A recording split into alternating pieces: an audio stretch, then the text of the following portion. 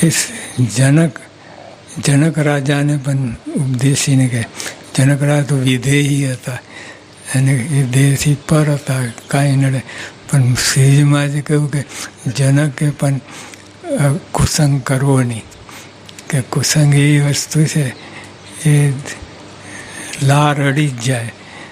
ગમે એવું કરે તો એ કોલસાની દલાલી કરે એમાં ક્યાંથી સાબિત રહે. હવે કંઈક તો અડી જાય થાય. એટલે એવી રીતે બુદ્ધિ દૂષિત બુદ્ધિવાળો હોય એ જરાક લારણે જનક જેવો વિધેયી કહેવાય. તો મહારાજે ના પાડી કે એને કુસંગ કરવો નહીં. એટલે એ કડક સૂચના આપી. કારણ કે એ કુસંગ છે ને, તમે 1000 વાત હોય સારી વાત, પણ એક કુસંગની એક જરાક વાત આવે એ પેસી જાય, અને 1000 વાત ભૂલી જાય અને આ કુસંગની વાત અંતરમાં ગરી જાય. એટલો કુસંગ જોરદાર છે. એ તો કદાચ પેસે નહીં ના થાય, પણ એનો રહે અંદર. એટલે કોક કાળે કોક વખતે એ કુસંગ જોર કરે અને એને બુદ્ધિ બગાડે. એટલે મહારાજે કહ્યું કે કુસંગ તો કરવો જ નહીં. એટલે આપણે આટલું, અને કુસંગ આપણે જ કુસંગી હોઈએ પછી ક્યાં ભાગવાની વાત છે. એટલે એ અવરી વાત ગ્રહણ કરવી જ નહીં. સવૃત બધું લેવું. આપણે એવા ખરાબ પ્રસંગો હોય આપણે તો પણ એમાંથી સવરું લેવું, કે એને એ જે અવગુણની વાત હોય પણ એને ફેરવી દેવી અને સવરી લેવી. એટલે આપણે દેશકાળ આવે, આ બધું આવે તો આપણે કઠણ પ્રસંગો આવે, પછી બધું તન મન ધન બધું જતું રહે. પણ એમાંથી મહારાજે કહ્યું કે એને સવરું લેવું, અને બધી જ વાત સવરી આપણે ગ્રહણ કરીએ તો એમાંથી આપણું કલ્યાણ થાય.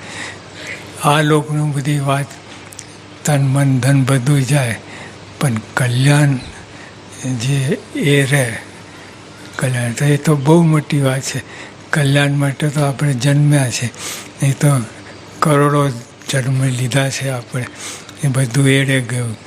પણ આપણે આ કલ્યાણનું જતન કરીએ, એ માર્ગે ચાલીએ, એ અબજો રૂપિયાની વાત. અને આપણે આ દેહના વ્યવહારને બધું હોય, 5, 25, 100 રૂપિયા મળે. અને કલ્યાણની વાત જો સ્વામીએ કહ્યું, કરોડ કામ બગાડી એક મોક્ષ સુધારો. કેટલી જબરી વાત. કરોડ કામ બગાડીને એક મોક્ષ સુધારવો. અને કદાપી કરોડ કામ સુધર્યા ને એક મોક્ષ બગડ્યો તો શું કર્યું? કરોડ કામ સુધર્યા. હવે કરોડ કામ સુધરે, 2-5 કામ સુધરે તોય આપણે તો લહેર પાણી કરીએ. તો કરોડો કામ સુધરે તો સ્વામીના મતે કાંઈ નહીં. કરોડ કામ સુધર્યા તો એ શું? એમાં કાંઈ કર્યું નથી. અને આપણે તો 1-2 કામ પડતા મૂકીને આવીએ છીએ, બગાડી તો આવતા નથી. અહીંયા બધા સત્સંગ કરવા આવ્યા છે પણ પડતા મૂકીને આવે, પછી પાછા ડબલ ફોર્સથી જોડાઈ જશે. પણ સ્વામીએ કહ્યું કરોડ કામ બગાડીને, પડતા મૂકીને નહીં, બગાડીને. એટલે કેટલો ભાર મૂક્યા મોક્ષની વાત. તો આપણે મોક્ષ ભાગી છીએ અને કરોડો જન્મ લીધા છે આપણે, અને કાંઈ બરકત આવી નથી. નિરાઠરના ઠેર આપણે જેવા છે એવા જ કરોડો જન્મ પહેલાં શું હતા અને આજે પગમાં જોડાય નથી. એ તો વ્યવહાર છે, એ બધું ફરે ફરે ચાલતું રહે. અને એ બધું નાશન છે, તુચ્છ છે.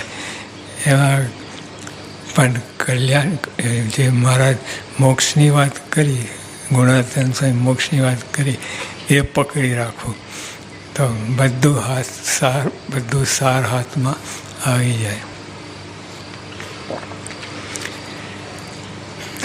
પણ જો કોઈ એના મુખની વાત સાંભળે તો તે સાંભળનારાની બુદ્ધિ પણ સત્સંગમાંથી પાછી પડી જાય છે. હવે તમને દેખાય નહીં, આપણામાં જ બધું હોય, કુસંગી હોય, એની બોલી ઉપરથી, અને બુદ્ધિશાળી હોય એને ખબર પડે કે આપણે આ સત્સંગમાંથી પડતા જઈએ. સત્સંગ પડ્યા પહેલાં પહેલી નિશાની બધાનો અવગુણ આવે. બધાને બુદ્ધિશાળી હોય, બધું હોય તો એમાં ખોટ કાઢ્યા જ કરે, આવો છે તેવો છે, આવે એ પડવાની નિશાની. સત્સંગમાં બધાનો ગુણ લેવાનો. હવે આ સત્સંગ મળ્યો છે, એક અનંત સાધન આપણે કર્યા છે, પછી આ સત્સંગ મળ્યો છે. હવે સત્સંગને કેટલી કિંમતી વસ્તુ છે, અને આપણે કાણું ખીસું હોય એમાં મોક્ષ મૂકીએ ક્યાંય નીકળી જાય. એટલે સત્સંગમાંથી કોઈ દિવસ પાછા પડવું નહીં. સત્સંગ અધ્ધર રાખવું, આપણે જીવમાં રાખવું. અને સત્સંગની વાત કોઈ દિવસ મોરી પડવા ના દેવી. બીજું બધું પડે જાય નાશન. અનંત જન્મ લીધા છે, બધું થઈ ચૂક્યા છે. રાજા મહારાજા ઇન્દ્ર બધું થઈ ચૂક્યા, પણ બાકીમાં આ મોક્ષની વાત બાકી છે. તે સત્સંગ, જો સત્સંગમાંથી પાછો પડ્યો બધું ગયું. એ સત્સંગમાંથી પાછા પડવાનું કારણ માન છે, મુખ્ય તો માન છે. એ મહારાજ આગળ વાત કરશે.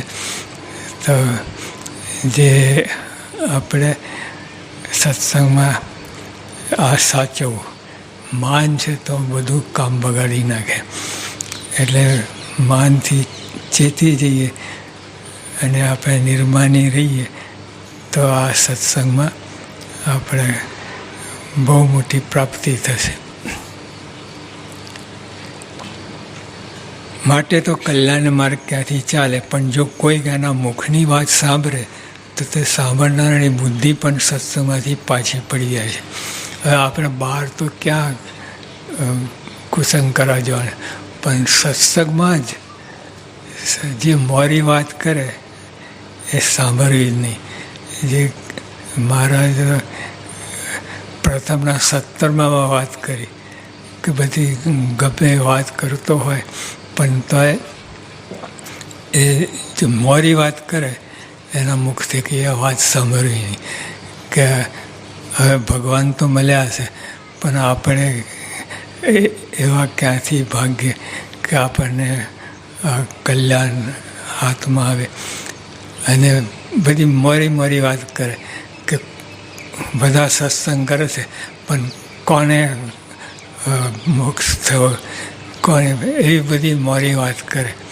એના મુખ થકી વાત સાંભળવી જ નહીં. અને મહારાજે તો ઉપવાસ કરવાની વાત કરી. જે મારી વાત સાંભળે તો એને ઉપવાસ કરો.